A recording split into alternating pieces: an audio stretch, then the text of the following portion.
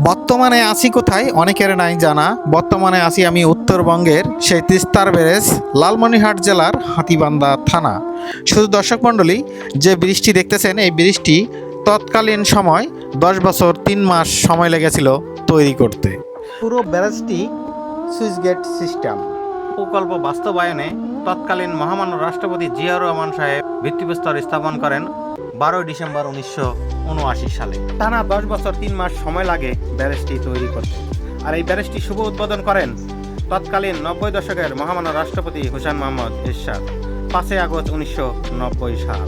এরপর থেকেই উত্তরবঙ্গবাসী হৃদয় জয় করে উত্তরবঙ্গের কলিজার টুকরা হয়েছিলেন হুসেইন মোহাম্মদ এরশাদ। এখন এই ব্যারেজ উত্তরবঙ্গবাসীর কোনো কাজে না আসায় একটাই আশা, তিস্তা মহাপরিকল্পনা বাস্তবায়ন। এখন শুধু অপেক্ষার দেখার পালা, কোন সরকার বা কোন রাষ্ট্রপতি হতে চলছে উত্তরবঙ্গবাসীর কলিজার টুকরা।